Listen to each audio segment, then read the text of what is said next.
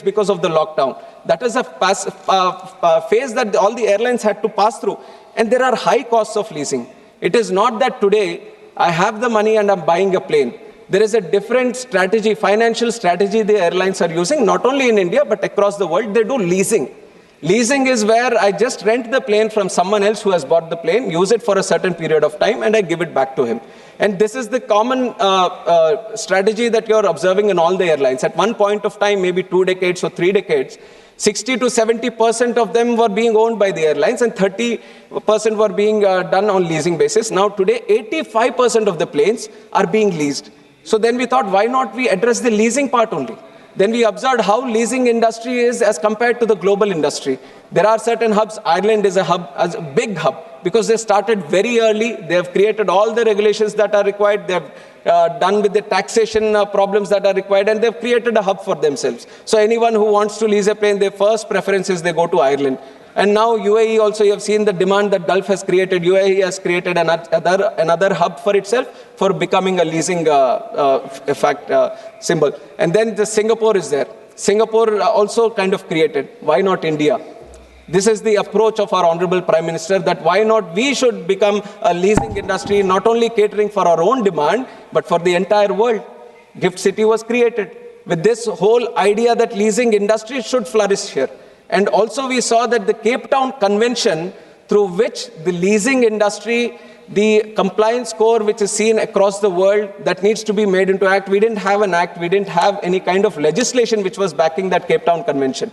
In December, both the houses, we have passed the bill and we have made the Cape Town Convention Act, the protection of aircraft objects, and now the compliance score for India in leasing has improved. So we are creating a presence in leasing. Now what happens with this? Now it will be easier for the companies, for the airline operators to lease planes. The cost will come down. So more people will be interested in this. This is also playing into the competition. This is also playing into creating more airlines to come into the picture. Now I have also talked about MROs.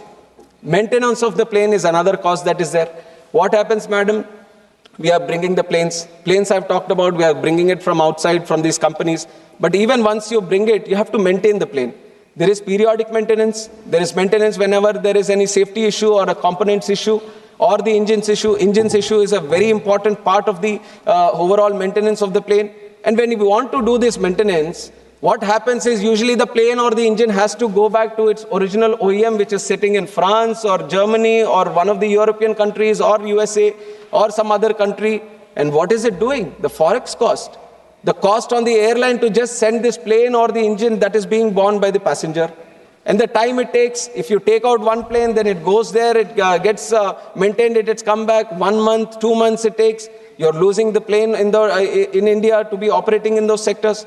Now what we have done, we have improved the MRO business in the country. We have taken this government exactly with that idea. It has improved the whole MRO situation in the country and multiple other things like the taxes around the MRO components, how you open up the airports to have MROs. I've just seen one member also ask that you need to open up tier 2, tier 3. We are doing it. We have created the rules, we have created legislations that we open up more MROs in the country. And very proudly, I'm stating this also, recently in Hyderabad, near the GMR airport, Safran, which is an important air engine manufacturer, and many of our Airbus, they have these LEAP engines which are done by them. They have set up shop here in the country. Now we don't need to send it anywhere to France or anywhere. We can do it in our country itself. And the capacity with which they have created is 300 planes per year. 300 engines per year, which is almost every day one engine is going to be maintained. Now, lesser time for maintenance, less costs also for maintenance. If it's less cost for the airlines to maintain the plane, less costs on the passenger also. That is why MRO network is also important. MRO network is something we are clearly concentrating on. And this Safran coming to India is like a gateway. Once you see that one big player is coming in, all the other players find the confidence to come to the country, and that confidence and the trust in Indian system is what this government has created for them. And Leasing Act, we have done it. And then flexible airspace also. Back then, the airspace used to be very restricted. From the country, there used to be a strict norm. This is civil aviation airspace, this is defense airspace, this is restricted airspace. Everyone was controlling their own airspace. And what was there left out with civil aviation was very, very small. So if there was a restricted airspace and from going to point A to point B, if it was not accessible to go use the restricted airspace, it has to go all around. When it goes all around, imagine the fuel cost that it takes, the time that it takes. And it was Honorable Prime Minister Narendra Modi ji who made defense, who made the intelligence, who made the civil aviation.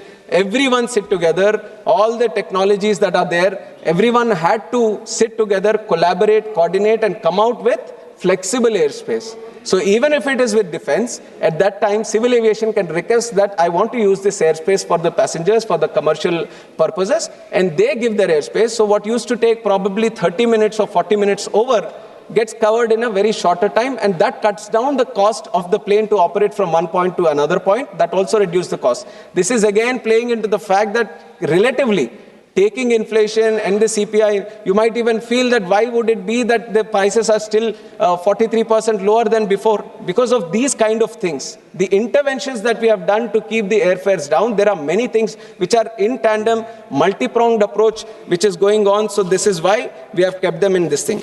And while I say this, I've talked about many things that are there. While I say this, there is also the second point. Let me go to the second point.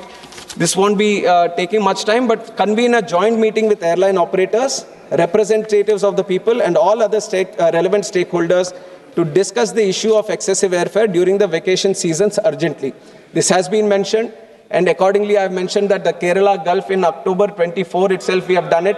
That was because this was placed on the time. And Honorable Speaker from the chair has advised that you have to meet the airlines, and we have taken meetings with the airlines, all the stakeholders, and we have taken it as a very proactive measure, and we are doing it every month. Every month we are sitting with the airlines. We are telling them what the festive seasons could be, what could be the airfare in that specific month. We are coming out with guidelines. We are coming out with instructions to keep them at this thing. And then the third point is establish a quasi-judicial body to regulate and monitor the air traffic ethically and equitably. To regulate, I've said that the government already has the power in extraordinary circumstances. Whenever it feels it is going out of bounds, then we have the power. And for monitoring, we have the tariff monitoring unit. We are making it more powerful. We are, in fact, including it in the aircraft rules also, so that it carries a certain kind of statutory provision for it, and that is going to strengthen, madam. And with all this, the only points that I want people to think about, one is the bottleneck of the aircraft availability. Second is the viability of the airlines. We all feel that these are companies who are charging a lot of money, but none of them are making good money. So most of them are in losses. So that is also one consideration that we have to keep in mind. And also, Competition Commission of India and High Court, they have said that the fare should be deregulated.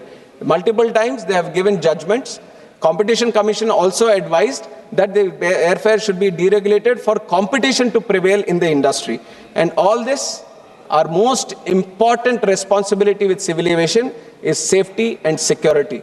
No matter how much this commercial angle, how much the pricing, everything comes, our first priority is to take the passenger from one place to another in a safe and secure way. So safety and security is the topmost priority, and we are building these airports not only for today, but for tomorrow also. No matter how much politics or political items the opposition tries to bring, we are very committed for the people of this country. If it is not there, then it won't be that 3 times in a row, one man would have become the Prime Minister of the country. That is because we are all walk, talk, and work for the people of this country and for the common man of this country. And that is going to continue, keeping intact the passenger rights, safety and security of each and every passenger who is flying in this country. And that is the commitment from the government and from the civil aviation. Thank you very much.